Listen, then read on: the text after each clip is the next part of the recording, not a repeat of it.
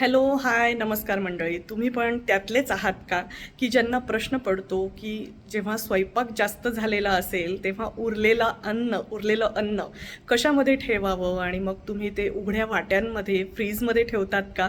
तर हा व्हिडिओ तुमच्यासाठी आहे. थांबा मी तुम्हाला दाखवते, 1 मिनिट.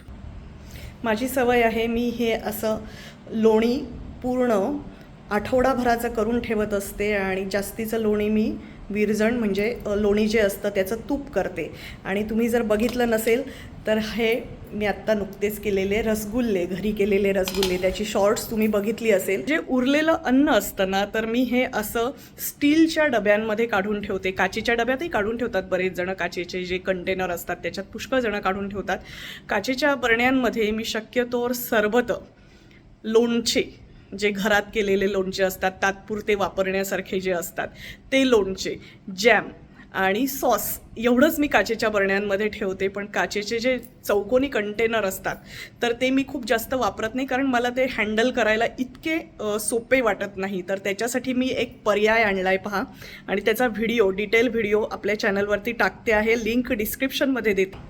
हे मी असे डब्बे घेतलेले आहेत, स्टीलचे डब्बे, खूपच सेफ असतात. ह्याच्यामध्ये तुम्ही अन्न ठेवू शकतात. ह्याच्यामध्ये उरलेलं अन्न जे असतं ना, बायकांना प्रश्न पडतो आणि बायका काय करतात की ते उघड्या वाट्यांमध्ये त्या थोड्याशा उरलेल्या भाज्या, थोडंसं उरलेलं कुठलं तरी काहीतरी असतं, कोथिंबीर वगैरे, ते ठेवतात फ्रीजमध्ये. ती कोथिंबीर उघडी राहिली की ती वाळून जाते. आणि भाज्या जे असतात, तर असे जे पदार्थ असतात मसाल्याचे पदार्थ, तर त्याचा फ्रीजला वास लागतो. आणि म्हणून मी हे पॅकबंद डब्यांमध्ये असं ठेवत असते, कारण माझी ती सवय आहे. तुम्हाला व्हिडिओ चॅनलवरती पूर्ण बघायला मिळेलच, तर नक्की जाऊन आणि व्हिडिओ बघा. थँक्यू.